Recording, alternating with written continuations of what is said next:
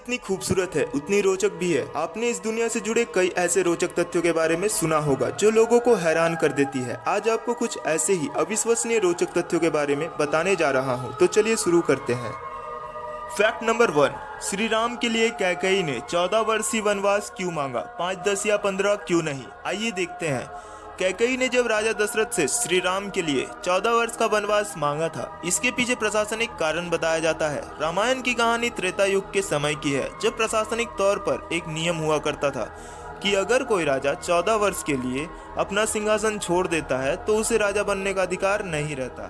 यही कारण था कि कैकेयी ने बहुत सोच समझकर राजा दशरथ से श्री राम के लिए 14 वर्ष का वनवास मांगा था, ताकि वे राज सिंहासन पर कभी ना बैठ सके और उसका बेटा भरत अयोध्या का राजा बन जाए। फैक्ट नंबर 2, दोस्तों आप सांपों के बारे में तो जानते ही होंगे। वैसे तो वर्तमान में एनाकोंडा ही सबसे लंबा और बड़ा सांप होता है, लेकिन मैं आज आपको ऐसे सांप के बारे में बताने जा रहा हूँ जो कि एनाकोंडा परिवार का सदस्य था, लेकिन इसके सामने एनाकोंडा कहीं नहीं टिकता। इसे सांप के बजाय दैत्य कहा जाए तो ज्यादा अच्छा विशेषण होगा। इस सांप का नाम टिटनोबोआ था, जो लगभग 58 से 60 मिलियन साल पुराने थे। यह विशालकाय सांप मध्य से लेंट पेलियोसिन युग में हुआ था, जो कि अब तक का सबसे विशाल विलुप्त सांप है। वैज्ञानिकों के अब तक के रिकॉर्ड के अनुसार यह सबसे लंबा सांप 42 फीट और लगभग 1135 किलोग्राम वजनीय हुआ करता था। इसके विशालकाय शरीर और ताकत का अंदाजा इसी से लगाया जा सकता है कि अगर सबसे खतरनाक डायनासोर टी-रेक्स को लेते हैं और एक तरफ टिटनोबोआ को रखते हैं, तो दोनों के जंग में टिटनोबोआ डायनासोर को अपने चुंगल में फंसा लेता तो डायनासोर का बचना मुश्किल था। यह आज तक के इतिहास का सबसे बड़ा सरीसृप था।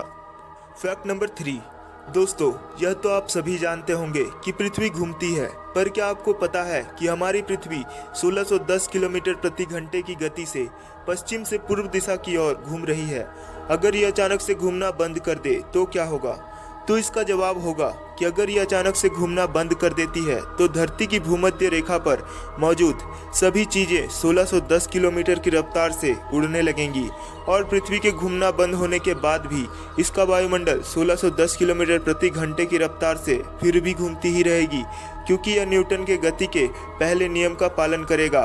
देखा जाए तो यह गति बहुत ज़्यादा है, लेकिन इतनी भी ज़्यादा नहीं कि हम अंतरिक्ष में चले जाएं, क्योंकि इसके लिए हमें 40,248 किलोमीटर प्रति घंटे की गति चाहिए। फैक्ट नंबर 4, दोस्तों बेड का यूज़ तो हम लोग रोजाना करते हैं, परंतु क्या आपने कभी हवा में ठहरा हुआ बेड के बारे में सुना है? सुनने में थोड़ा अजीब लगता है, पर यह हकीकत है।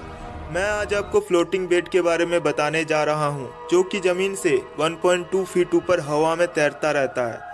ये बेड अधिकतम 900 केजी वजन अपने ऊपर रख सकता है और ढेर सारे फीचर से लैस है। इसे बनाने के बारे में 5 जुलाई 2006 से सोचा गया था, लेकिन क्या आप इसके कीमत का अंदाजा लगा सकते हैं? इसकी कीमत 1.6 मिलियन अमेरिकन डॉलर है। फैक्ट नंबर 5, दुनिया में जो जन्म लेता है उसे एक दिन मरना ही पड़ता है। अगर मैं कहूँ कि एक जीव ऐसा है जो कभी नहीं मरता, तो क्या आप विश्वास करेंगे? शायद नहीं, लेकिन ये देखने के बाद आप लोगों को विश्वास हो जाएगा। जेलीफिश के बारे में आप सभी जानते हैं, पर क्या आप जानते हैं यह अपने सेल्स को बदलकर फिर से युवावस्था में पहुंच जाती है और ये चक्र चलता रहता है। इस मछली के बारे में कहा जाता है कि यह 5 साल तक बिना कुछ खाए पिए जिंदा रह सकती है। अफ्रीका में पाए जाने वाला यह मछली सूखा पड़ने पर खुद को जमीन में दफन कर लेती है, और सूखे के मौसम के दौरान जब यह जमीन के अंदर होती है तो अपने शरीर के मेटाबॉलिज्म को 60 गुना तक कम कर लेती है। फैक्ट नंबर 6, हर इंसान की इच्छा होती है कि वह दुनिया के महंगे से महंगे होटल में ठहरे और विश्व स्तरीय सुविधाओं का आनंद उठाए। सुविधा अच्छी मिले तो लोग पैसों की भी फिक्र नहीं करते। वैसे तो आपने दुनिया भर में अच्छे से अच्छे होटल और उनके 7 स्टार सुविधा के बारे में पढ़ा या सुना होगा, लेकिन आज हम आपको जापान के एक ऐसे होटल के बारे में बताने जा रहे हैं जिसने दुनिया का सबसे पुराना होटल होने का Guinness book of world record बनाया है। उस होटल का नाम निशियामा ओनसेन क्विंकन, जो जापान के फुजिवारा माहितो नाम के एक व्यक्ति ने 750 ईस्वी सदी में बनाया था। इस परिवार की 52वीं पीढ़ी होटल को हमेशा की तरह शानदार तरीके से चला रही है। फैक्ट नंबर 7, भारत में फलों का राजा तो आम को कहा जाता है, पर मैं आज आपको ऐसे आम के बारे में बताऊंगा जिसकी कीमत सुनकर आपको लगेगा कि वाकई में यह एक राजा है। एग ऑफ द सन आम की एक ऐसी किस्म है जिसे जापान के मियाजाकी प्रांत में उगाया जाता है और पूरे जापान में बेचा जाता है। यहाँ हर साल सबसे पहले उगाए गए इस खास और महंगे आम की बोली लगाई जाती है, जिसमें इसके दाम आसमान छूने लगते हैं। साल 2017 में इस आम के जोड़े की बोली लगाई गई थी, जिसमें यह रिकॉर्ड $3600 यानी करीब 2,72,000 रुपयों में बिकी थी। प्रत्येक आम का वजन 350 ग्राम था। अब आप ये सोचेंगे कि ये आम इतनी कीमती क्यों है।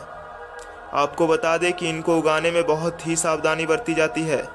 जापानी किसान प्रत्येक आम को एक छोटे से जाल के साथ घेरते हैं, जो सूरज की रोशनी को सभी कोनों पर और त्वचा को हिट करने की अनुमति देती है और पेड़ से फल को गिरने नहीं देती।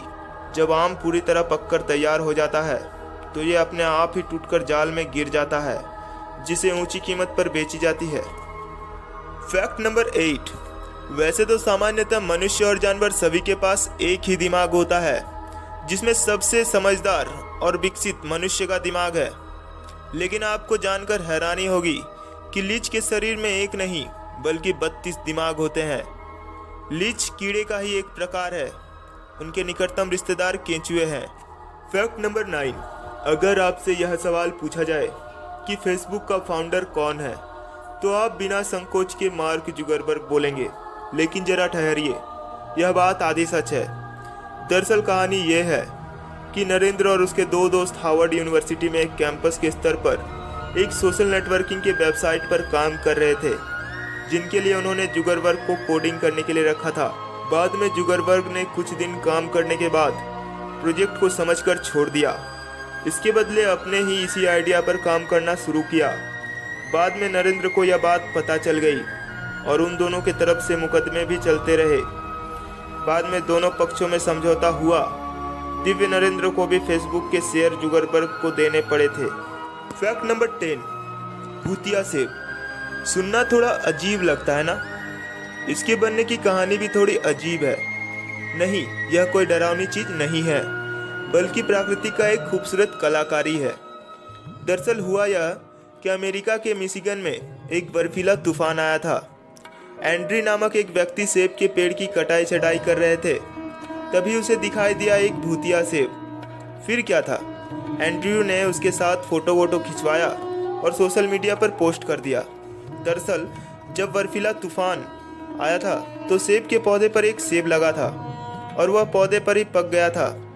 पकने के बाद अगर उसे सही समय पर ना तोड़ा जाए तो सेब सड़ने लगता है और ऊपरी हिस्सा वैसा ही रहता है। बस जब तूफान आया, तापमान कम होने के कारण बर्फ का एक पारदर्शी परत जम गया सेब के ऊपर, और चूंकि सेब पक गया था तो कुछ वक्त के बाद वह नीचे बर्फ के हिस्से को तोड़कर गिर गया और बच गया खूबसूरत बर्फ का सेब।